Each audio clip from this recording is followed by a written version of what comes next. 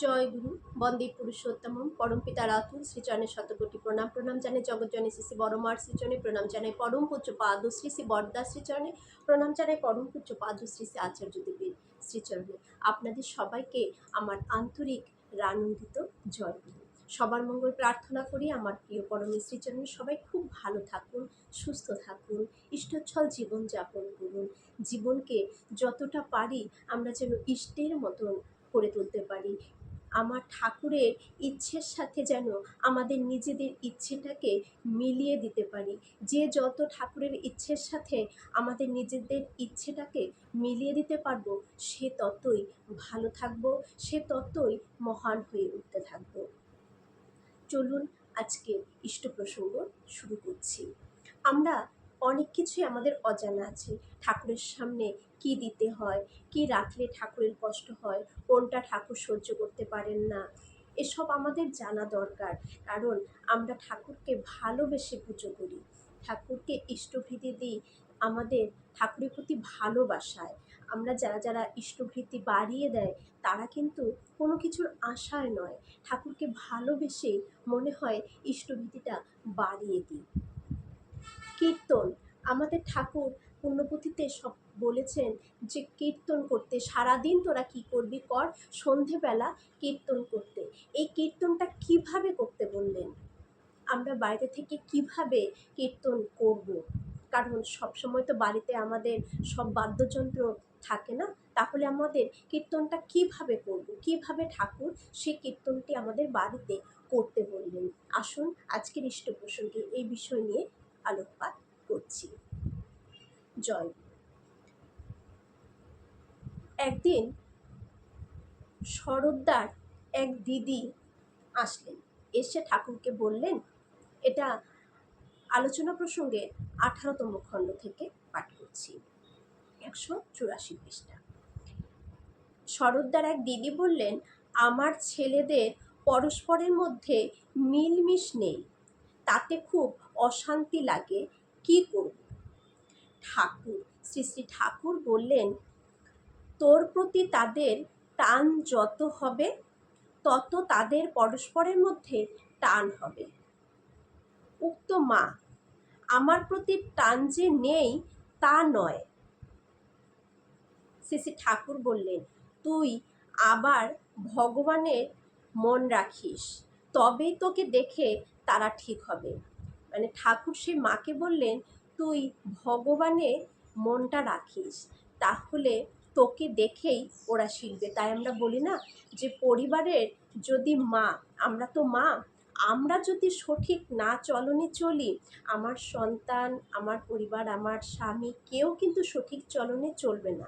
আমি যদি আমার ভগবানের প্রতি, যেই ভগবানকে যার পছন্দ তার প্রতি যদি টান না থাকে, ভালোবাসা না থাকে, তাকে নিয়ে চলার ইচ্ছেটা না থাকে, তাহলে কিন্তু আমার পরিবারও সেই দিকে নত হবে না, সেই দিকে চলবে না। তাই একটা পরিবারকে সুন্দর রাখতে গেলে কিন্তু ইষ্টের সান্নিধ্য লাভ করতেই হয়।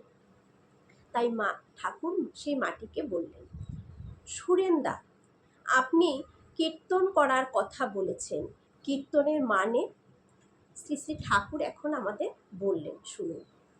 কীর্তন মানে তার গুণগান করা। তাহলে আমাদের তো বাদ্যযন্ত্র নেই, দেখুন এবার ভালোভাবে শুনে নিন যে কীর্তনটা ঠাকুর কিভাবে করতে বললেন।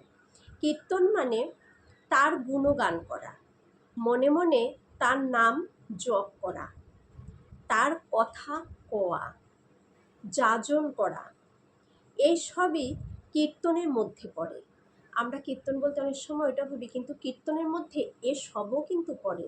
যে আমি আমার ঠাকুরের গুণগান করব, মনে মনে তার নাম জপ করে চলব, তার কথা বলবো, ভাববো, যাজন করব, এই সবই কীর্তনের মধ্যে পড়ে। শুধু যান্ত্রিকভাবে করলে হয় না। যান্ত্রিক মানে ওই বাদ্যযন্ত্র নিয়ে যে কীর্তন, শুধু সেটাই করে গেলাম, খুব নাচানাচি হলো, খুব আনন্দ হলো, তাহলে কি কীর্তন আমার হলো না। যদি সেই বাদ্যযন্ত্রের কীর্তনের মধ্যেও যদি আমার ঠাকুরের প্রতি ভাব না থাকে, মনে মনে যদি তাকে স্মরণ করে না করি, শুধু আনন্দ করার ইচ্ছে মতন নেচে নিলাম, তাহলে কিন্তু আমার কীর্তন করা হলো না। এই যে আমরা প্রার্থনা করি দুবেলায়, প্রার্থনার সময় যদি আমি আমার ঠাকুরকে স্মরণ না করি, মনে মনে তার প্রতি যদি ভক্তি না নিয়ে প্রার্থনা করি, সেই প্রার্থনাও কিন্তু সম্পূর্ণ হয় না। ঠাকুর বললেন ভাব মুগ্ধ অন্তরে করতে হয়, শুধু যান্ত্রিকভাবে করলে হবে না, যেটাই করব সেটা যেন ভাব মুগ্ধ অন্তরে করতে হয়। যে নিজে মজে সে অন্যকেও মজাতে পারে। যে নিজে ঠাকুরের চরণে গিয়ে নিজে মজে যায়, নিজে আনন্দটা বুঝতে পারে যে ঠাকুরকে নিয়ে চলার কি আনন্দ জীবনে, কি প্রাপ্তি, কি মনের শান্তি, কোনো কিছুরই কষ্ট দুঃখ বলুন অভাব বলুন যা কিছুই স্পর্শ করে না, সব কিছুই যার কাছে তখন তুচ্ছ মনে হয়। কিন্তু ঠাকুর নিয়ে চলে যে সুখটা তারা পায়, তখন তারা দেখবেন দুঃখেও হাসে। হয়তো খুব কষ্ট বা কোনো অশান্তিতে ভুগছে, তার মুখে তখনও হাসি ফুটছে। এটা কিন্তু একমাত্র হয় ঠাকুরকে নিয়ে চলাতে, কারণ তখন সেগুলো তার কাছে একটা মানে খুব বড় গুরুত্বপূর্ণ কিছু হয়ে দাঁড়ায় না, ঠাকুরই মুখ্য হয়ে থাকে তখন, তাই সেটা সম্ভব।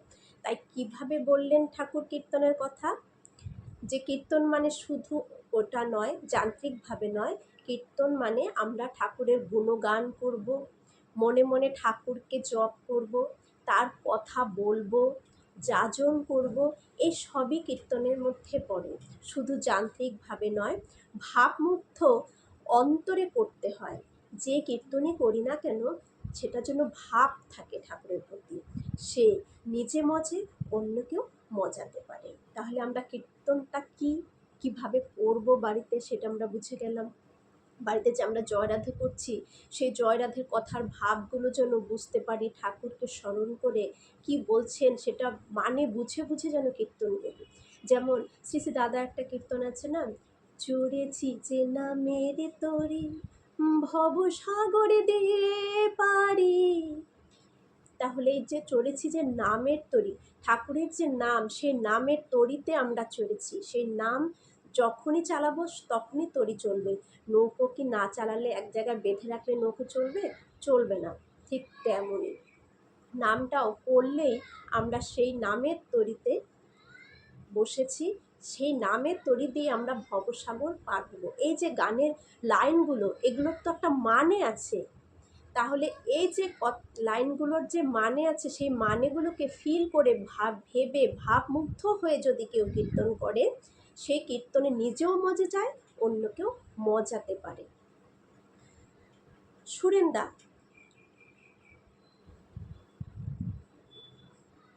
সুরেন্দাকে ঠাকুর এই কথাগুলো বললেন। এখন আমরা জেনে নিব ঠাকুরের সামনে কখনো ভুল করেও যেন আমরা এই জিনিসগুলো না রাখি, এই জিনিসটা যেন ঠাকুরের সামনে ভুল করেও কখনো না রেখে দিই। তাহলে ঠাকুর খুব কষ্ট পান। ঠাকুরকে কষ্ট দিলে কিন্তু আমাদের পুজো বা আমরা কিছুই করতে পারলাম না। শ্রী শ্রী ঠাকুর জ্যোতি আশ্রম থেকে উঠে এসে বড়াল বাংলোর ঘরে বসলেন। এই ঘরটা একটু ঠান্ডা, তাই ঠাকুর আদির দেড়পাট্টা চাদরটা এঁটে সেটে গায়ে জড়িয়ে বসলেন। শ্রী শ্রী ঠাকুর প্রসন্ন মনে তামাক সেবন করছেন। সুরেন্দা ঘরে ঢুকে খবর দিলেন, এক ভদ্রলোক আপনাকে প্রণাম করে যেতে চান। শ্রী শ্রী ঠাকুর ইশারায় অনুমতি দিলেন। পরে সেই ভদ্রলোক এসে কি কাণ্ড করল শুনে নিন এবার।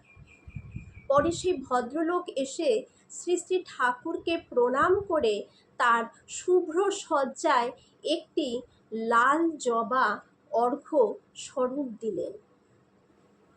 একটি লাল জবা অর্ঘ্য স্বরূপ দিলেন তার সামনে। ভদ্রলোকের কপালে একটা বিরাট ডগডগে লাল সিঁদুরের ফোঁটা। তিনি আবিষ্টভাবে শ্রী শ্রী ঠাকুরকে দর্শন করছেন। একদিকে এসে প্রণাম করে ঠাকুরের সামনে একটি লাল ফুল রাখলেন, আবার কপালে একটা বড় সিঁদুরের ফোঁটা। সে আবিষ্টভাবে আবার ঠাকুরকে দর্শন করছেন, শ্রী ঠাকুরকে। আর ঠাকুর আমার লাল সহ্য করতে পারে না, লাল জিনিসটা শ্রী ঠাকুরের সহ্য হয় না। তাই প্রফুল্লদা ফুলটা সরিয়ে নিল, প্রফুল্ল ফুলটা সরিয়ে নিল। লাল জিনিসটা শ্রী ঠাকুরের সহ্য হয় না বলে প্রফুল্ল এসে সে ফুলটা সরিয়ে নিল। তাহলে আমরা যেন ভুল করেও কখনো ঠাকুরের সামনে লাল ফুল না রাখি। আমি এটা একটা জায়গায় পড়েছিলাম যে ঠাকুর লাল জিনিস সহ্য করতে পারে না। যেমন রক্ত, মাছ কাটলে মাছ থেকে যখন রক্ত বেরোতো ঠাকুরের কষ্ট হতো, কারণ আমাদের শরীরটা যদি আমরা কেটে দিই, যদি এখান থেকে রক্তপাত হয় কেমন কষ্ট হবে। আমাদের রক্তপাত হলে অ্যাক্সিডেন্ট হয়, রক্তপাত হয়, তাদের কতটা কষ্ট হয়। ঠাকুর ওই রক্তের মধ্য দিয়ে কষ্টটাকে বুঝে নিয়েছিলেন, অনুভব করে নিয়েছিলেন। তাই ঠাকুর লাল দেখলে খুব কষ্ট হয় ঠাকুরের, তাই তিনি লাল সহ্য করতে পারেন না। তার ভেতরে এতটা কষ্ট হয় যে তিনি ভেঙে পড়েন। তাই ঠাকুরের সামনে আমরা যেন কখনো ভুল করে লাল ফুল না রাখি। সবাইকে এই বার্তাটা জানাবেন, যাতে এই ভুলটা কেউ কখনো না করে। ভুল করে তো অনেক সময়ও কেউ করে ফেলে, তাদেরকে আমাদের জানাতে হবে যে ভবিষ্যতে আর কখনো যেন গাফিলতি করেও এই ভুলটা না করে। আমাদের লক্ষ্য ঠাকুরকে কষ্ট দেওয়া নয়, তাকে ভালোবাসি, যাকে আমরা ভালোবাসি তাকে সবসময় খুশি রাখাটাই কিন্তু আমাদের কর্তব্য থাকে, আমাদের দায়িত্বের মধ্যে পড়ে। তাকে খুশি রাখলেই আমরাও খুশি হব। তাই ঠাকুরকে যখন আমরা যারা খুব ভালোবাসি, তাদের লক্ষ্য কখনোই হতে পারে না যে ঠাকুরকে কষ্ট দেই কোনোভাবেই। যাই হোক, আজকের ইষ্ট প্রসঙ্গ এখানেই রাখছি। সবাই শুনবেন, ভালো লাগলে কমেন্ট করবেন, কোনো কিছু জানার থাকলে কমেন্ট করবেন, কোনো কিছু ভুল হলে কমেন্ট করবেন। আমাকেও তো যাচন করতে হবে আপনাদের, তাই না? সবার মঙ্গল প্রার্থনা করে আজকের ইষ্ট প্রসঙ্গ এখানেই রাখছি। জয় গুরু, বন্দে প্রসঙ্গ।